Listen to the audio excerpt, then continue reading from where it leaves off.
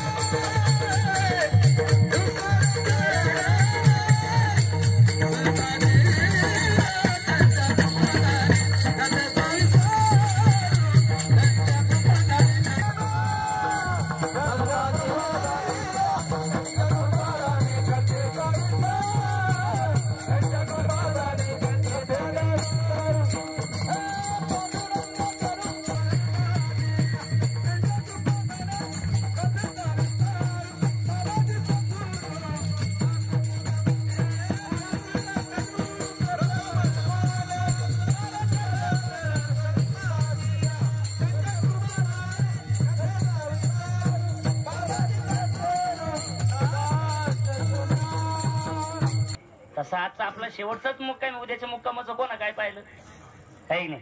म्हणून उद्या आपण मार्गस्थ होणारे द्वादशी सोडून एकादशीचं पारण सोडून आहे की नाही। म्हणून सर्व दिंडीतील वारकरी मंडळी ज्यांच्यामुळे हा योग आला, हरिभक्तपरायण मृदंग सम्राट गणेशजी महाराज चौधरी असेल, गणेशजी महाराज देवकर असेल आहे की नाही, आणि अंकुश दादा आणि त्यांना सहकार्य करणारे सगळे अण्णा वगैरे सगळे मंडळी, आता सगळ्यांचे एकेकाच नाव, दिंडीच आपली आहे की नाही। श्री संत ब्रह्मानंद महाराज पायी दिंडी सोहळा, हाती के पाव मी सबके पाव है की नाही। सगळ्यांच्या माध्यमातून येण्याचा हा योग सर्वांना आला, आणि त्यात माझं काही परम भाग्य की आजच्या दिवशी आता बाहेर तर कीर्तन करणं वेगळं, पण ज्या दिंडीत आलोय त्या दिंडीत कीर्तन करणं वेगळं। विठाला विठाला देवकर बुवा आहे, पोपट बुवा आहे, त्यांचे 201 सेवा झाल्या, त्यांना अनिल दादा आहे की नाही, आमचे दसपुती माऊली, आपले हरे ऋषी दादा आहे, पलीकडून आमचे नवीनच वारकरी आता आहे की नाही, गोरे माऊली अंधारीकर म्हणून अंधारात नका थोडासा पुढे उजाला त्यांना। आता पलीकडून आपले शेलार मामा, आपण ते काही शेलार मामा पाहिजे नाही छत्रपतीच्या काळातले, हेच आपले शेलार मामा सगळे देवक चौधरी बुवा आहे। श्यामदादा वाजवायला एकदा श्यामदादासाठी खरंच टाळ्या वाजवा, एकदा पकवास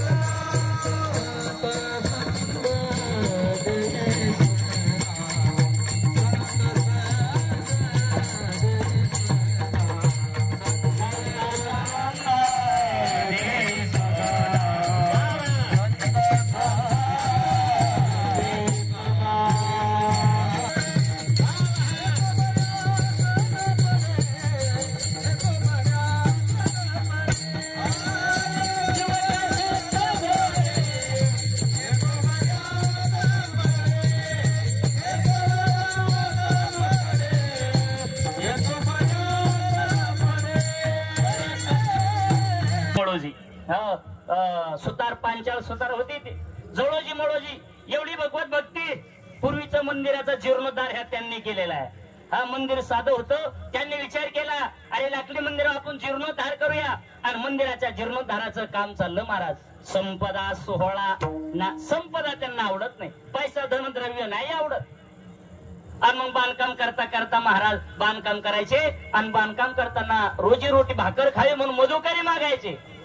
शात एक पैसा आणा नव्हता त्यांच्याजवळ, पैसा नाही, धनद्रव्य अजिबात नाही, भूक लागली मधुकरी खायची, पाणी प्यायचं, चंद्रभागेचं तीर्थ म्हणून प्राशन करायचं, आणि मंदिराच्या जीर्णोद्धाराचं काम चाललंय। व रुक्मिणी साहेब म्हणल्या देवा तुम्ही काय दिलं ते एखाद्याला भरपूरच देता, आणि नाही ते एखाद्याचं सगळंच काढून घेता। दिलं तर छप्पर छप्पर फाड की, नाही तर काहीच तुम्ही देत नाही। मग अहो ते भगवत भक्त तुमचे जोळोजी मुळोजी, अहो तुमच्याच मंदिराचं काम करतायत, अहो त्यांना भाकर पैसा चहा पिण्यापुरता सुद्धा पैसा नाही. अरे 2 घास भाकरीचे खायचे तर पंढरपुरात मधुकरी मागावी लागती. मिळाली मधुकरी तर खाल्ली, नाही मिळाली तर चंद्रभागेच्या काठावर झोपले. त्याच्यात समाधान म्हणतात. देव म्हणले अहो रुक्मिणी साहेब, अहो द्या बघत बघताना किती द्या ते घेणारच नाही मला माहिती आहे. रुक्मिणी आई साहेब म्हणल्या तुम्हाला द्यायचं जीवावर आलं तर ते घेत नाही. देऊन तर पहा घेते का नाही घेते. नसेल तुम्हाला पटत तर तुम्ही अनुभव घ्या. असं नाही एखाद्याच्या हातात अंगठे तर मला देऊन तर पहा. घेतो का नाही घेतो पुढचा प्रश्न पुन्हा काढू. देणं एवढं सोपं नाही. रुक्मिणी साहेब म्हणले तुम्हाला देण्याची भावनाच नाही, देऊन तर पहा. भगवान परमात्मा पंढरपुरात अवतीर्ण झाले आणि रात्रीचा प्रसंग आहे. मधुकरी मागले जेवून बेस्ट पैकी चंद्रभागेच्या काठावर झोपले महाराज. झोपल्याबरोबर भगवान परमात्म्यानं अशा दामनभर मोहरा घेतल्या, सोन्याच्या मोहरा, आणि मोहरा घेऊन त्यांच्या उशाला टाकल्या. सकाळी उठले हे घेतील. हो भगवान परमात्मा अदृश्य झाले. सकाळी दोघे 4 वाजता उठले. का ब्रह्म मुहूर्त आहे. काकडा करायचा, काकडा करून स्नान चंद्रभागेत करायचंय. पुंडलिकाला प्रदक्षिणा मारायच्या, देवाचं दर्शन घ्यायचंय आणि पुन्हा रावळाचं मंदिराचा बांधकाम करायचंय, जीर्णोद्धार करायचा. उठल्याबरोबर त्यातले जोडोजी उठले आणि मळोजी झोपेल होते. त्यांना पाहिलं उशाला, अर हिरे आपलं द्रव्य सोनं हे काय करा आता सोने. आणि पाहिल्याबरोबर मोह निर्माण नाही झाला महाराज. त्या मोहऱ्या पाहिल्या आणि भावाला उठवले. मळोजी उठ, काय झालं. अहो दादा बघ ना उशाला काय काय. अरे काही नाही कोणतरी अहो येता आता एखादं कुत्र्यानं घाण केली असेल म्हणे. उठ बर हे फेकून दे. ते कुत्र्याची घाण होती का. काय दादा, अरे कुत्र्याची विष्ठा आहे, उचल आणि बाजूला फेकून दे. अहो कुत्र्याची विष्ठा उचलावी आणि बाजूला नेऊन फेकावी. तसे त्या मोहरा त्या दोघांनी उचलल्या आणि बाजूला नेऊन फेकल्या. कशामुळं संताला धन द्रव्य आवडत नाही बा. विठ्ठला विठ्ठला भक्तच नाही बा. विठ्ठला विठ्ठला मनाला आवडतोय. म्हणले संपदा सुहा नावडे मनाला. मला तुम्हाला धन द्रव्य आवडत नाही. अहो धनाला तर लय माने मारमले असेल धनाला, पण आम्ही मानत नाही. आम्हाला धन नको, पैसा नको, द्रव्य नको. मग तुम्हाला काय आवडतं. महाराज म्हणले लागला टकळा.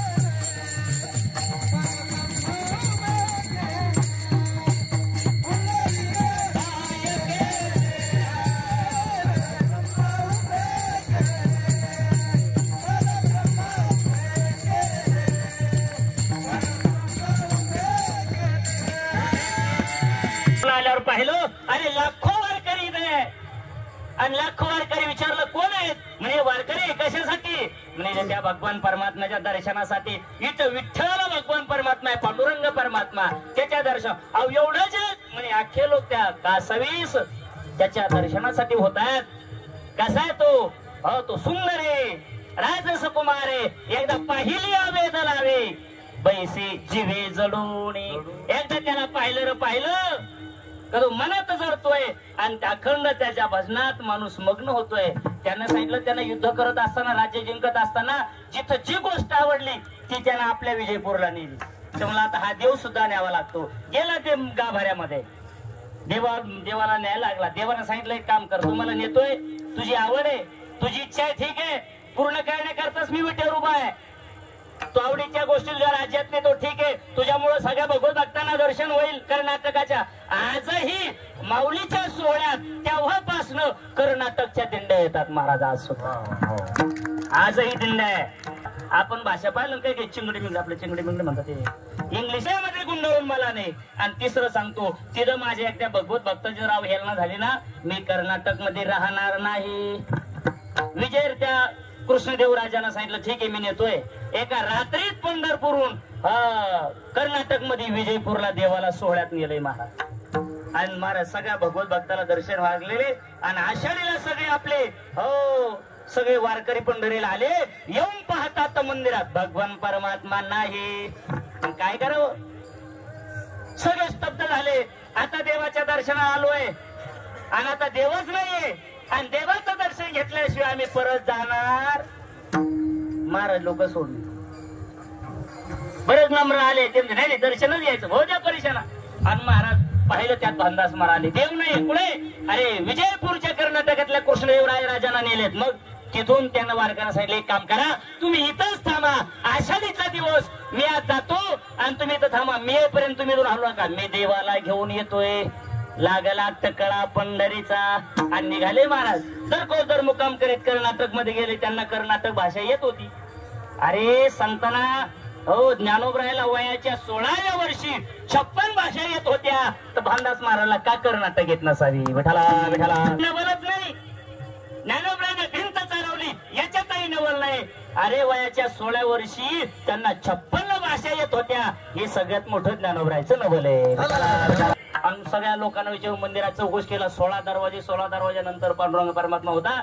गेल्यावर पाहिलं, हात लागला दरवाजाला, कुलपा तुटून पडल्या, लोकांना झोपा लागल्या. आणि महाराज देवाचं त्यांचं बोलणं चालू झालं. देवा अरे आमच्या साध्या भोळ्या वारकऱ्याची हो तुला भक्ती चालत नव्हती का, त्यांचं नैवेद्य चालत नव्हता, इकडे आला या राजाकडे. हो नाही नाही मला यायचंय, पण आता येता येणार ना नाही, आता मी तुला नेणार आहे. देवाचं दर्शन घेतलं, आणि भगवान परमात्म्याने आपल्या गळ्यातला तुळशीचा हार हा भांडास महाराजा गळ्यात टाकला, आणि टाकताना त्याबरोबर हिऱ्या माणिक मोत्याचा हार सुद्धा गळ्यात पडला. ठावच नाही, आठव नाही, आठव नाठव गेले भावा भाव, झाला स्वयंमेव पांडुरंग. पांडुरंगाला पाहिल्याबरोबर डोळे तुम्ही घ्या रे सुख पहा, विठोबाचे मुख मनात देव भरला, आणि स्वयंमेव परमात्मा झाला, आठवच राहिला नाही. भजन करत बाहेर निघले. त्या भागदार चोपदारांना मंदिराच्या सेवेकरांना पाहिलं, अरे माणिक मोत्याचा हार चोरलाय, चोर म्हणून धरलाय. आणि सगळीकडे दौंडी पिटवली, चौकडे चर्चा झाली, अरे कोण चोर आलाय, आणि देवाचा मोत्याचा हार चोरला. मग तो राजा म्हणला एक काम करा, मला न पाहता त्याला फासावर द्या. चोर मी देव पंढरीवर आणला, त्याचा हार चोरतोय, फासावर द्या ना महाराज. हो तवा होते हे काय शुळावर रे.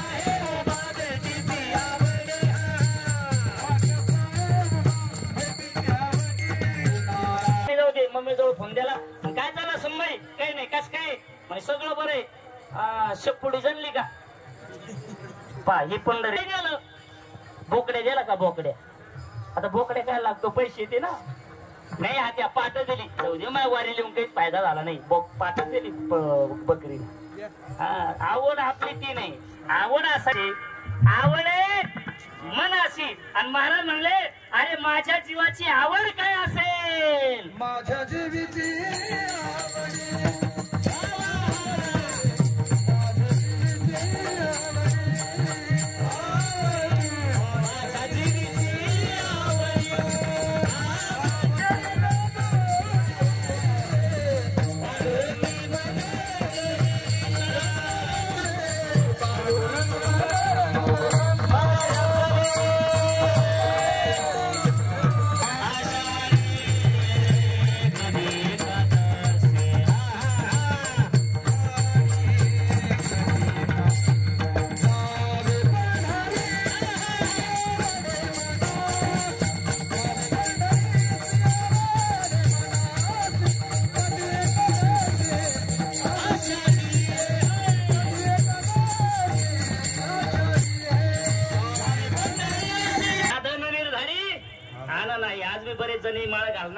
मला वाटतं बंडू शेठचं सुद्धा नाव येईल बागडे तुम्ही कुठे माग वा वा वा माईक कडू बाजार आहे का त्यांना पण घालायची वा वा चला मग मला म्हणले एकदाच तरी टूर टूर आली ती माझ्यासारखीच बोचरी होती ते भाऊ काय चाललं काय पकडलं भाऊ ते म्हणे काही नाही आजी एकदाच धरले का म्हणे एकदाच नाही धरले मग उपाशी म्हणे माझी सून आहे बो एका उपाशी काऊन एकदाच धरले का नाही नाही नवरा बायकोच भांडणं आले नवऱ्यानं चांगली रेमटिली म्हणे धरून बसेले कोपरा धरून चालन का म्हणे हा चालन हा ना सगळे शेवक गेले म्हणे मावशी चला ताई चला कशाला म्हणला हात लावचाय तुम्ही उपाशी म्हणे हा उपाशी लावा म्हणे मी नाही येणार म्हणे आई येणार नाही म्हणे भाऊ ही जर एवढी धडाची असते तर हिला नवऱ्याला मारलंच असतो को ही जर धोरणे असेल मारलं तर मग म्हणे हिच्या नवऱ्याकडे जा रामभाऊ पाटलाच्या बाबुराव पाटलाच्या वावरात ऊस येतो बरोबर येतो नीला घेऊन येतो ते गेले म्हणे हा कस काय म्हणजे नेम केली धरून निबार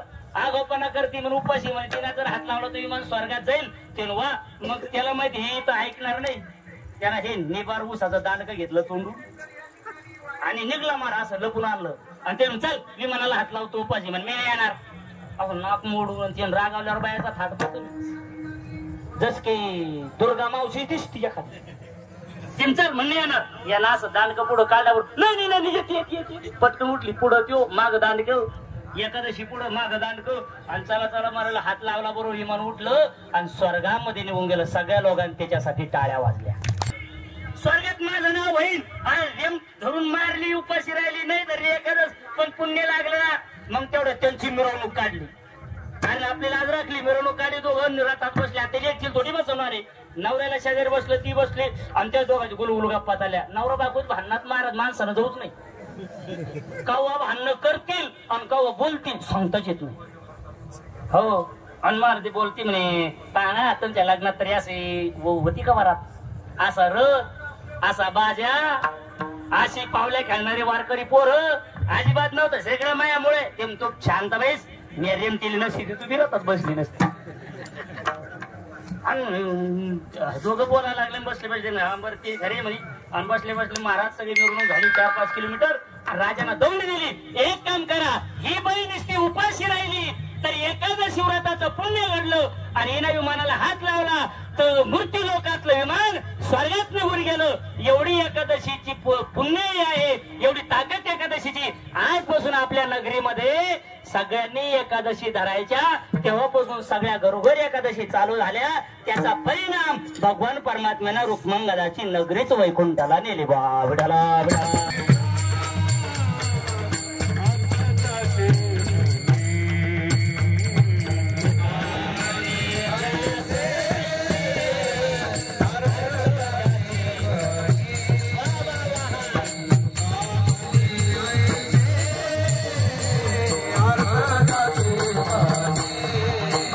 Just